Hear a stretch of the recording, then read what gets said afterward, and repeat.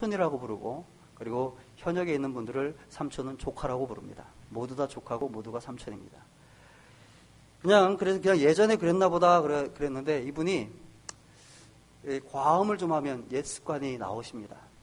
그래서 좀 많이 부딪히시고, 그래서 학교라기보다는 구류돼서 유치장에 많이 이제 다시 가십니다.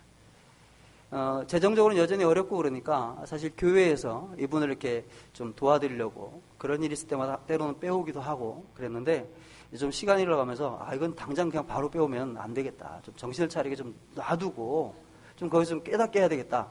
라고 하면 어느새 연락을 했는지 이분이 나옵니다. 조카들이 꺼내주신 거죠. 그런 의리와 어떤 그런 사랑들, 이런 일들만 있는 것, 사랑하는 사람만 사랑하는 것, 또한 친하기만 하고, 그러나 서로의 문제에 대해서 하나님을 얼마나 바라보고 나아가는지에 대해서 더 이상 이야기하지 않는 그런 공동체, 그런 관계가 분명 우리에게도 있을 수 있습니다. 그러니 우리의 형제는 분명 이 수준을 넘어서는 것일 겁니다. 그런 면에서 저는 다시금 예수님께서 말씀하신 한 비유를 생각합니다. 그것은 유명한 선한 사마리아인의 비유라는 비유입니다. 그 비유는 한 바리새인으로부터 시작하죠. 그가 예수님과 사람들 앞에서 의롭게 보이고자 한 가지 질문을 합니다.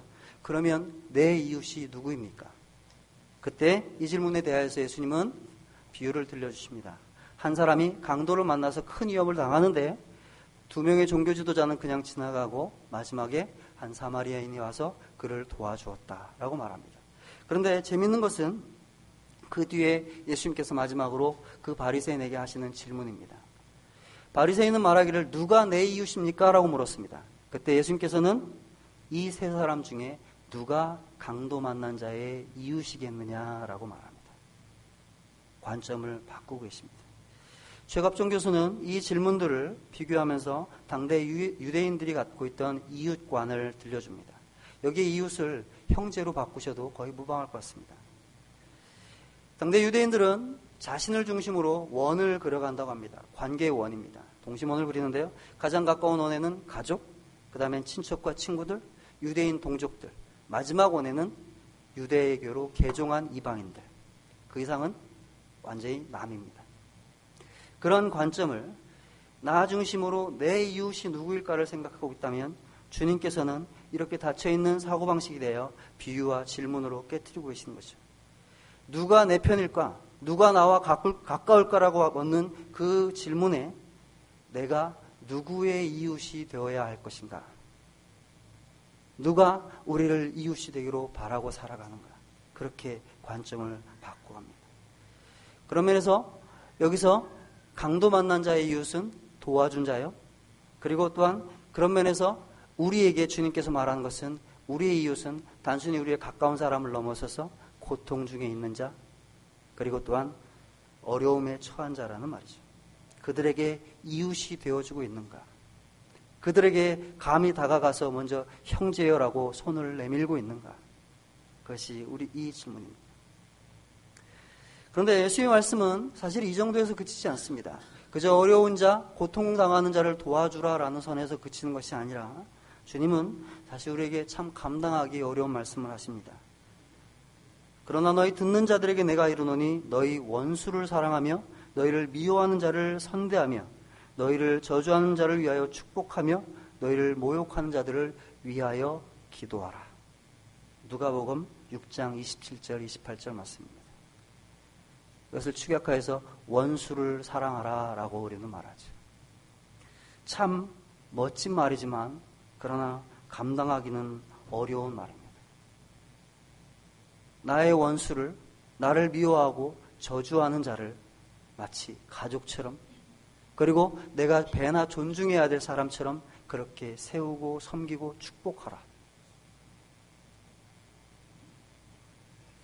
저는 오늘 주보에 우리 그 글에 보면 사랑이 없으면이라는 장문의 글을 실었습니다.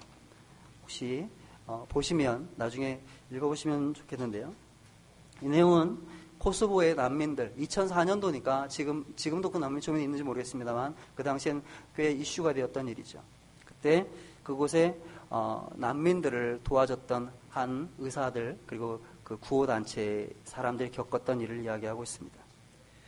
그 사람들은 사랑으로 진심으로 섬겼고 그곳의 아이들이 어렵자 그들의 목욕을 시켜주는 일을 하자라고 합니다. 그리고 그 목욕을 시켜주니까 그 청년들이 도와주고 그리고 나중에 모든 일이 끝나면 손을 잡고 대표로 기도를 하는데 그 사람들은 이슬람 교도애들이건만 그러나 그리고 한국말이 뭔지도 모르면서 기도하는데 같이 진심으로 같이 기도하는 역사가 일어나더라. 그 외일은 또 그 뒤에 보시면 될 것입니다. 저는 이런 면들을 실제 원수를 또는 가난한 자를 돕는 일들에 대해서 실제 기독교가 이런 일을 행했던 역사들을 지금 잠시 되짚어 보려고 합니다. 교회는 진정 주님의 말씀을 따를 때 그 복음을 받아들일 때 그냥 멈추지 않았습니다. 그리고 이것을 마치 남의 일처럼 또는 어떤 소위 큰 일만 하는 사람들처럼 생각하지 아니하고 실제 내 삶에서 모든 사람들을 사랑하려고 했고 그리고 구체적으로 심지어 제도까지 바꾸는 일이 있었습니다. 많은 사람들이 링컨 대통령을 알고 그와 노예 제도를 폐지하는 흑인의 차별을 폐지하는 그 일로 압니다. 그런데 실제로 그 이전부터 교회에서 소위 영적 대각성 부흥의 시대를 겪었던 그 세대들이 계속해서 노예 폐지론을 주장했던 그 일에 대해서는 잘 알지 못합니다. 그 중에 대표적인 찰스 핀이라고 하는 한 목사는 그는 이 일에 대해서 줄기차게 주장을 했었고 심지어 교인들 중에 노예를 갖고 있는 사람은 교회가 징계를 해야 한다고 그렇게 강력하게 역설하기도 했었습니다. 그런 모든 일들이 점점 이어져서 노예 제도의 폐지의 일원이 되었죠. 아브라함 링컨도 기독교인이었고 우리 영국에서 실제 그 일을 이루었던 윌리엄 윌버포스도 그렇습니다. 저는 이번 주에 왜 세계의 절반은 굶주리는가라는 책을 읽었었습니다. 장 지글러라고 하는 한 유엔의 식량 조사관으로 있는 사람이 쓴 글인데요. 그는 탐욕의 시대라는 좀 더 전문적인 글도 쓰기도 했습니다. 그는 실제 유엔의 그 학자로서 또한 유엔의 그 직원으로서 세계 곳곳을 돌아다니면서 겪었던 빈곤 국가들의 문제들에 대해 여러 원인들에 대해서 살펴보고 그리고 그 일에 대해서 이야기를 합니다.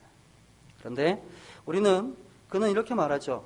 세계 인구의 지금 대략 그 당시에 60억 인구를 1년 동안 먹일 그 예산보다 소위 2배가 되는 120억 명이 먹고 살 만큼 그렇게 음식들이 있건만 그러나 실제로는 하루에 10만 명, 5초에 1명의 어린이들이 굶어 죽어가고 있다.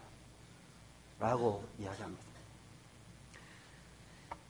그런데 그는 여러 이유들을 들지만 가장 그 중에서 그가 이야기하고자 하는 것은 선진국들의 교묘한 방해입니다. 돕는 듯 하나 실제로는 자신들의 그곳의 자원들과 여러 가지를 그리고 또한 상품을 팔 대상으로서 그 나라를 생각하고 그래서 구조적으로 계속해서 자립할 수 없도록 그렇게 막아버립니다. 그 일이 식민지 때부터 지금까지 계속하여 이어져 오고 있다라고 강조하죠. 그런데 실제로는 사람들은 말하기를 우리는 어렸을 때부터 듣기를 흑인들은 날도 좋고 자원도 많은데 게을러서 그거를 개발할 줄 모르고 그래서 저렇게 굶주리고 살아가고 있다라고 하는 거짓된 가설들을 믿고 마치 그런 양 생각하며 살도록 만듭니다. 실제 그 선진국들의 대부분이 기독교 국가들입니다. 많은 목사님들이 하나님의 축복을 받은 나라라고 말하는 그 나라들입니다. 이제 우리나라도 그 대열에 들어서고 있죠. 그런데 노예제도와 수세기 전에 노예제도라는 문제가 있었다면 지금은 우리 시대에 이러한 어떤 기아의 문제 그리고 국가 간의 이런 전혀 국가 간의 최빈국과 그리고 또한 부유국으로 나뉘는 이런 문제들 실제 그리고 우리 사회에서도 점점 양극화되는 빈부에 대한 문제들 이런 모든 문제들도 실제 우리가 형제라고 하는 문제들 그리고 고통당하는 자를 돌아보는 그런 주제와 연관되는 것은 아닐까요? 이런 점에서 짐 월리스는 회심이라는 책에서 말하기를 회심은 하나님과의 관계를 위해 그리고 가난한 자들과의 교제를 위하여서 우리의 재물을 포기하는 것을 의미한다라고 말합니다. 물론 그는 회심을 이게 다라고 말하는 것은 아닙니다. 그러나 회심은 우리가 가난한 자를 위하여서 기꺼이 우리의 재물과 우리의 가진 것을 나눌 때 진정한 회심으로 보인다라고 강조합니다. 그리고 덧붙여 그는 원수를 사랑함에 대해서도 한 예를 말하는데요. 전쟁을 예로 들어서 이렇게 말합니다. 그가 강조할 때 전쟁을 할 때 가장 필요한 것은 적을 비인간화하는 것이다 라고 강조하고 있습니다. 우리는 어렸을 때부터 빨갱이라는 말을 참 많이 들었습니다. 저는 만화를 기억합니다. 그 만화에 또리 장군이라는 만화였던 것 같습니다. 그 만화에 그 적은 그 사람들이 아니었고 늑대였고 그리고 우두머리는 혹이 난 돼지였습니다. 나중에 역발차기에 태권도에 한 대 맞고 쬐그만 돼지가 돼서 도망가는 게 그 영화의 내용이었습니다. 우리는 단 한 번도 그들을 우리의 어떤 이웃, 사람으로 생각해 본 적이 없습니다. 6.25 노래 중에도 원수의 하나까지 쳐서 무찔러라고 우리는 강조하며 그 노래를 부르며 살았었습니다. 서로가 비인격화하는 그 시간. 그런데 그들도 우리와 동일하게 하나의 아빠요, 그리고 누군가의 아들이며, 그리고 고민하며 전쟁을 두려워하고, 그리고 무서워하는 한 사람이라는 것을 우린 자주 있습니다. 이런 비인격화를 멈추고 오히려 원수를 위하여서 기도하는 것, 그들을 생각하는 것, 그것이 또 하나의 회심이라고 그는 강조하고 있습니다. 적을 위한 기도는 그들을 마음에 품게 합니다. 그 기도는 잠재적 대적자들을 우리의 일상적 의식으로 데려올 것이고 그들의 존재를 정기적으로 상기하는 데 일조할 것입니다. 라고 그는 말합니다. 이런 일들, 실제 우리 삶에서 원수를 사랑하라는 말 자체에서 우리는 마치 실제로 아무 원수가 없는 것처럼, 우리는 마치 성자인 것처럼 생각하지만, 저는 좀 큰 이야기를 했지만요. 왜 이야기를 했냐면, 지금도 여전히 빨갱이라는 말을 공공연하게 사용하시는 목사님들이 있습니다. 마치 기독교의 유일한 적은 공산주의인 양, 그리고 이 땅에 이 나라의 모든 정치의 문제는 어디선가 숨어있는 공산주의자들이 일으키는 양, 그렇게 말씀하시는 그런 분들도 계십니다. 실제 과연 그럴까요? 이렇게 너무 크게만이 아니라 사실은 우리 곳곳에서 우리는 사람들을 선을 가릅니다. 나 중심으로 내게 유리한 자, 내게 가까운 자는 형제이고 나머지는 다 말은 안 하지만 원수 또는 무관심하게 방치해도 무방한 사람들로 선을 긋고 살아갑니다.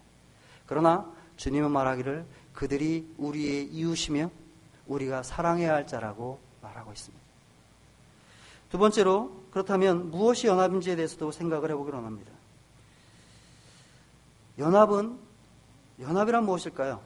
연합에 대해서 또한 아까 형제에 대해서 생각해 본 것처럼 연합에 대해서 생각할 때 제일 먼저 떠오르는 모습, 제 기억하에 떠오르는 모습은 찬양하는 광경이었습니다. 모든 사람들이 함께 찬양하는 모습. 참 아름답지 않습니까? 그런데 그 찬양하는 모습에 곧이어 떠오른 영상이 있었는데 2002년 월드컵이었습니다. 이건 좀 제가 심각한 비약입니다. 선을 그렇게 좀 정리해서 들으셔야 할 겁니다. 어디서나 대한민국이라는 소리만 외치면 여전히 5박자의 박수가 터져나오던 그때. 그래서 개그맨들이 가끔 인용을 하더라고요. 뭐라 그러냐면 박수 받는 건 너무 쉽다. 그러면서 그냥 대한민국 그러면 박수를 치는 그런 일들을 하는데요. 그때 참 우리는 하나가 되었었습니다. 누구라 할 것 없이 기대하고 그렇게 온 마음을 다했습니다.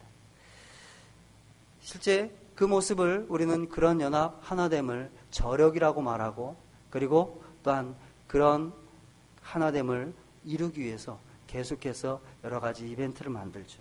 그리고 TV는 이 시대에 그러한 우리의 마음을 채워주는 문화의 총화의 역할을 합니다. TV를 제작한 사람은 지금도 감동을 양산해내고 있습니다. 작년에는 어떤 예능 프로의 합창단이 우리의 눈물샘을 자극하더니 최근에는 몇 명의 가수들이 우리의 마음을 뜨겁게 달구고 있습니다. 개인적으로는 그 500명인지 1000명인지 모를 그 청중단에 나는 끼를 어떻게 좀 표를 얻을 그런 방법은 없을까?